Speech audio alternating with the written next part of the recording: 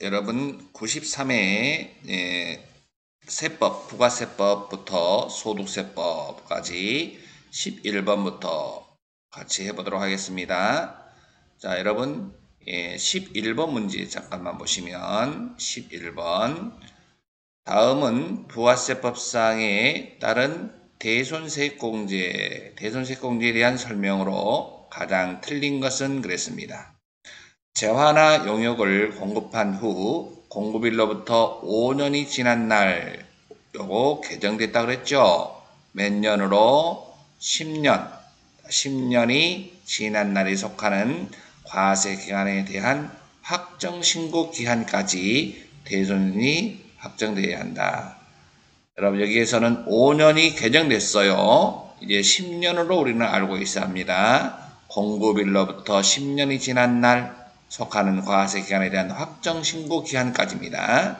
그래서 틀린 것은 1번이 틀렸습니다. 2번 채무자의 파산, 강제집행, 사업의 폐지, 사망, 실종, 행방불명으로 인하여 회수할 수 없는 채권, 대손 사유의 요건이 충족될 때, 대손 요건이 충족됐을 때, 대손 사유가 이렇게 확정됐을 때 대손세액 공제를 받을 수 있다. 확정신고 때만 공제받을 수 있다고 그랬잖아요. 다음 3번 대손세액 공제는 일반 과세자에만 적용되고 맞습니다. 일반 과세자만 적용되고 간이 과세자는 적용하지 않는다. 맞습니다. 왜요? 간이 과세자는 여러분 세금 계산서를 발급할 수도 없고 환급도 되지 않기 때문이에요. 우리 지금 환급해달라는 거잖아요. 일반 과세자에 해당되는 거지 간이 과세자한테는 해당되지 않는다. 4번 부가가치세 확정신고서에 대손세액 공제 신고서와 대손 사실들을 증명하는 서류를 첨부하여 관할 세무서장에게 제출해야 한다. 그래야 매출세액에서 공제해주더라. 이런 얘기죠. 됐습니다. 다음 12번 다음 중 부가세법상 재화 또는 용역의 공급으로 보지 않는 것 그랬습니다. 채무 불이행으로 담보물이 채무 변제에 충당되는 경우 여러분 담보는 재화 용역의 공급으로 보지 않아요. 재화의 공급, 용역의 공급으로 보지 않아. 담보물을 잡아놨을 때만. 그런데 이 담보물이 빚을 안 갚아서 나중에 채무로 충당됐다면 이것은 담보된 물건이 양도된 걸로 봐서 재화의 공급으로 보는 겁니다. 이건 이거 좀 어려운 내용이네요. 다음 2번 사업자 이거 그러니까 맞다는 얘기죠. 재화의 공급으로 보는 거고요. 재화의 공급으로 보지 않는 걸 찾으라 그랬으니까 사업자가 폐업하는 때 당초 매입세액이 공제된 자기가 생산하거나 취득한 재화 중에 남아있는 재화 여러분 폐업 시 잔존 재화죠. 우리 이것을 우리는 간주 공급이라 그러죠. 폐업 시 잔존 재화 공급으로 간주한다. 그래서 간주 공급이라 그러죠. 간주 공급 자계 사폐 4개 중에 폐업 시 잔존 재화에 해당되는 경우입니다. 다음 3번 사업자가 당초 매입세액이 공제된 매입세액을 공제받아 먹고 자기가 생산하는 재화, 취득한 재화를 사업과 직접적인 관계가 없이 사장이 개인적으로 갖다가 자기 집에서 사용해버렸다. 이것도 간주 공급으로 보는 거지요. 자계 사폐 중에 개인적 공급으로 봐야 되겠죠. 그래서 1, 2, 3 이것은 우리가 여기에서는 재화 또는 용역의 공급으로 보는 거고요. 질권, 저당권 또는 양도담보의 목적으로 동산, 부동산 및 부동산상의 권리를 제공하는 경우 여러분 이것은 담보 제공이라고 적어주세요. 담보 제공. 담보 제공은 이거 팔린 거로 보지 않지요. 나중에 빚 다 갚아버렸다. 그러면 담보물 가져오면 되는 거야. 해지하면 되잖아. 그러니까 담보를 제공했다가 1번 문제는 담보를 제공했다가 빚을 안 갚았을 때 이걸 어떻게 한다? 채무 변제에 충당했다. 그럼 이것은 여러분 재화의 공급으로 본다는 얘기죠. 담보만 제공하는 것은 재화의 공급으로 보지 않는다. 그래서 12번의 답은 몇 번이다? 12번의 답은 4번이다. 다음 13번 봅니다.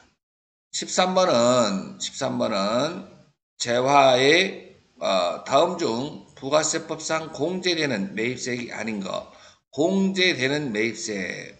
그러면은 아닌 걸 알았으니까 여러분 뭘 말하는 거예요? 공제받을 수 없는 걸 이런 얘기죠. 공제받을 수 없는 것 찾으라는 거예요. 한번 봅시다. 전자세금 계산서 발급 의무 사업자로부터 발급받은 전자세금 계산서를 국세청장에게 전송하지 않았어요.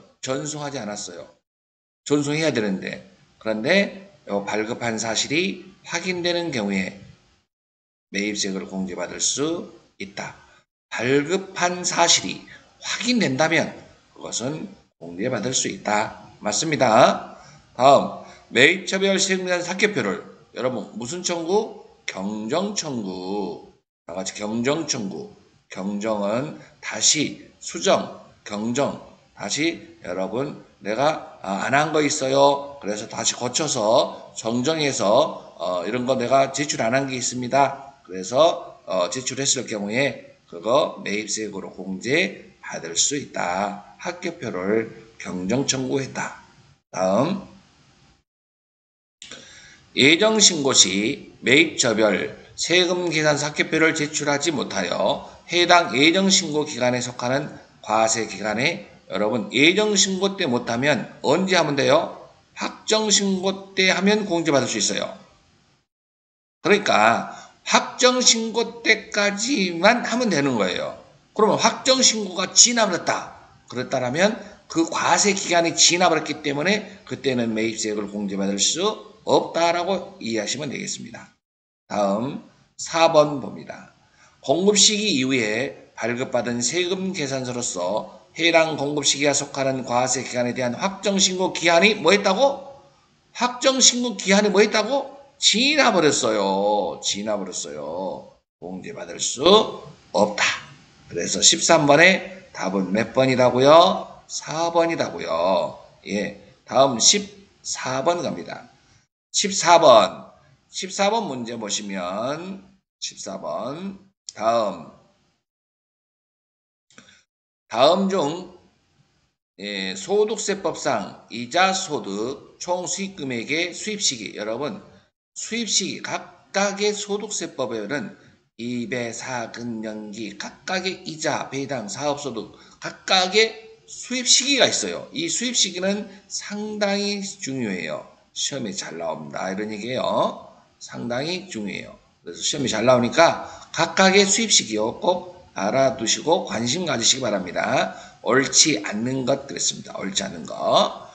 1번 저축성 보험의 보험 차익은 자 보험금 또는 환급금의 지급일 여러분 다 같이 무슨 일? 저축성 보험의 지급일 자 이것은 지급일이다. 다만 기일 전에 해지했다면 해지일이겠지. 다음 비영업대금의 이익은 여러분 이자소득이죠. 이자소득.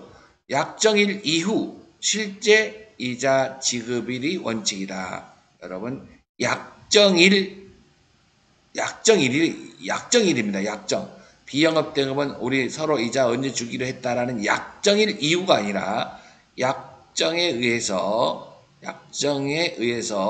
이자 지급일 약정일입니다. 약정일 이후가 틀렸어요.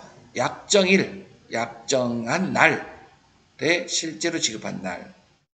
다음 채권의 이자와 할인액은 무기명 여러분 기명이 아니라 무기명이죠. 무기명은 약정이 있을 수가 없어요. 그러니까 실제로 지급받은 날 이렇게.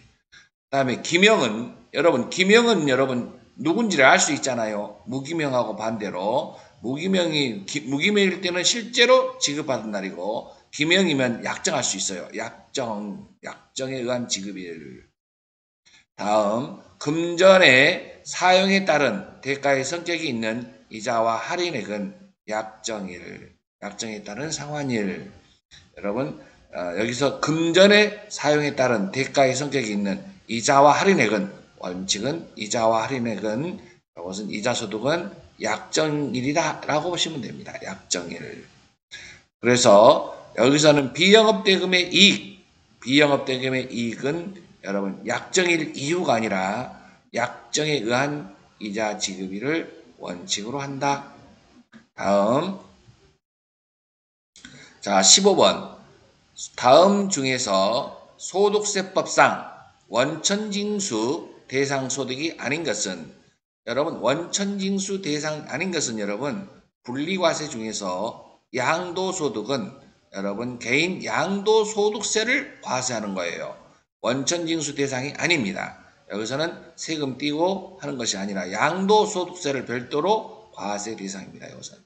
그래서 원천징수 대상 소득이 아닌 것은 자 종합소득은 다 과세하죠. 이배, 사근, 연기, 그다음에 퇴직소득, 그다음에 일용근로소득 이런 것도 전부가 다 뭡니까? 원천징수 대상이지만 여기 양도소득은 별도로 양도소득세를 과세해야 되기 때문에 양도소득은 뭐다? 원천징수 대상이 아니다라고 이해하시기 바랍니다.